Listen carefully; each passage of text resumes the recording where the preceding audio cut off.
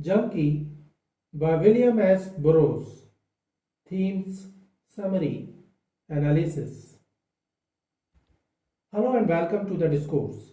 William S. Burroughs was an American writer and visual artist known for his shotgun arc. He was born on February 5, 1914 and died on August 2, 1997. He was one of the primary proponents of the Beat generation and Beat literature and celebrated nonconformity and spontaneous creativity. He is mostly known for his novel Naked Lunch, published in 1959, which is considered as one of the best examples of Beat literature. In addition, he also wrote the Nova Trilogy, in which he experimented with the cut-up technique. His first novel was Junkie, which was published in 1953. The novel was published under the pseudonym William Lee, and he used the same name for the main character of the novel. Themes of Junkie. William S. Burroughs was a morphine addict, and he also peddled and sold heroin and other drugs to support his own addiction. The novel appears to be a confessional writing. Many scholars argue that Junkie is not fiction, rather it is a semi-autobiographical memoir. The character William Lee directly represents William S. Burroughs in some stances of the novel, while offering a fictionalized caricature of him in others. The novel is based on the theme of drug withdrawal and associated struggles.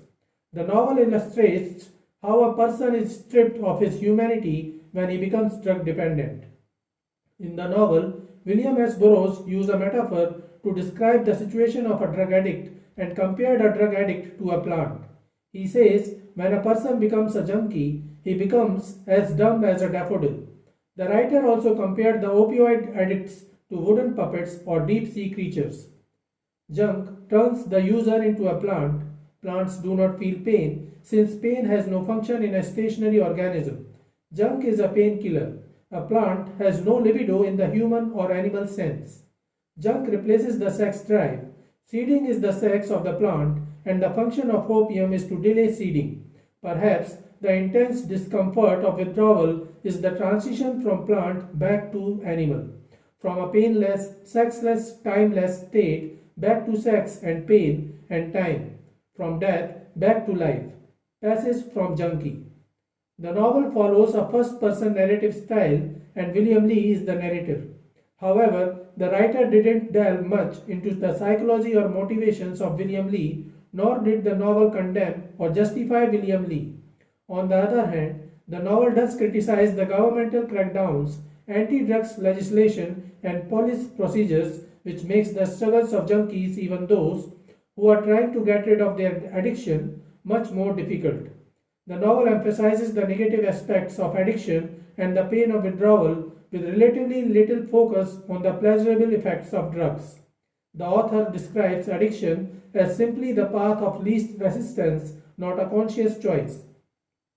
Summary of Junkie.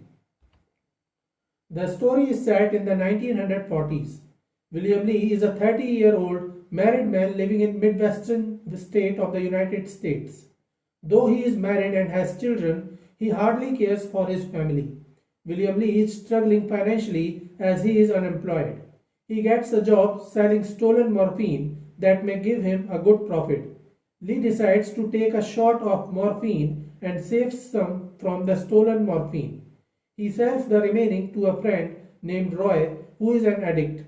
Roy warns him that though he is engaging in the opium business, Lee must remain away from morphine and how its addiction can ruin life. Lee doesn't listen to him, and over a few months, he keeps using the morphine he saved for himself. As a result, he too becomes an addict. However, it is difficult to get any morphine.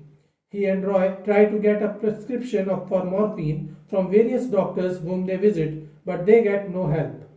In his desperation, Lee uses a fake name on a prescription to get some morphine and gets caught. His wife bails him out, and Lee promises to keep away from morphine. However, he begins experiencing withdrawal symptoms and suffers hallucinations. He tries to look for an alternative to morphine to ease himself. In such a situation, Roy introduces him to heroin dealer, and Lee begins using heroin. It doesn't take long for Bill to develop a full-fledged addiction. I drink a lot of coffee, he says, but you know what's really addictive? Heroin. His habit propels him through the dark underworld of New York City. He engages in petty crime and becomes a small-time dealer himself to support his growing dependence. As his drug dependence continues to increase, he becomes more and more alienated from his wife and children. He becomes a partner of Bill Gaines, a drug dealer, to buy, cut, and resell heroin, keeping some for himself each time.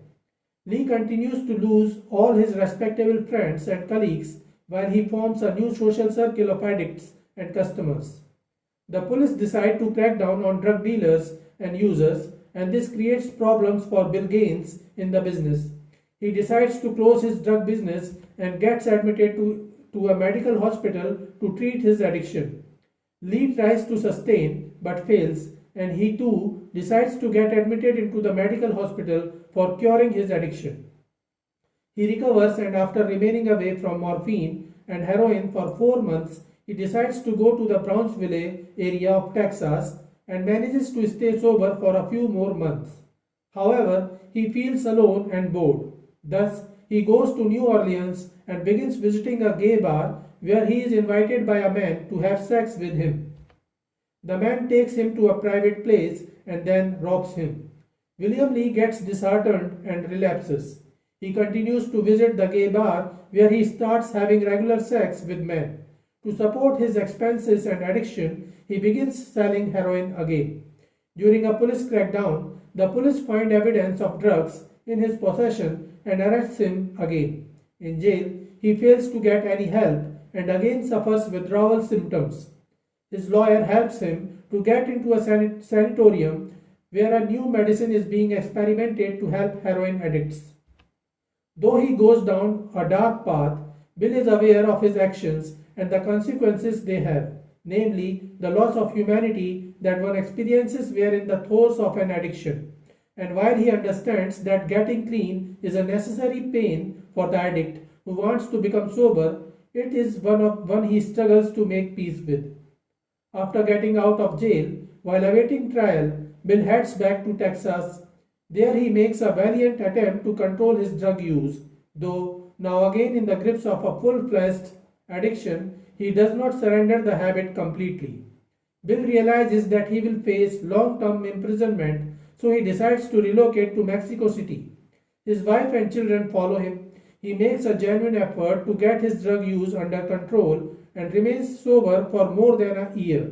He maintains a low-key life away from chemical temptation, whiling away his days reading newspapers in the city's cafes and generally lying low. But old habits die hard, and once more the more humdrum aspects of a sober life begin to grate on him. He continues to having sex with men, both with male prostitutes and other partners. However, that too pales in the comparison to junk. He accidentally meets a group of drug users and soon he relapses and his addiction returns. He discovers that heroin is more expensive in Mexico than in the US since dealers have to bribe the police. He seeks out a new set of doctors to prescribe morphine, then learns he can get a permit to purchase it himself. After a year or so, he again decides to get rid of his addiction. He quits the junk, switching it out for heavy drinking and prescription amphetamines. Inevitably, these take a toll on his health, and his mental stability starts to falter. His doctor warns that he is drinking himself to death, and his wife leaves town with their kids. Lee becomes sober and contemplates returning to the US. He again meets Bill Gaines, who informs him about the heavy crackdown of police on drug dealers and users. Bill Gaines informs that Roy died in police custody. Lee decides that he will never return to the United States to face his trial. He begins using morphine again and helps Bill Gaines get a large amount of heroin, but the heroin was adulterated and Gaines nearly died when he injected it. Lee decides not to use heroin again. He hears that there is a new drug that has the mind-altering ability to awaken dormant telepathic and mystical powers in the user. As the novel ends, Bill travels to South America on a quest to find this miraculous drug. So this is it for today. We will continue to discuss the history of American English literature. Please stay connected with the discourse. Thanks and regards.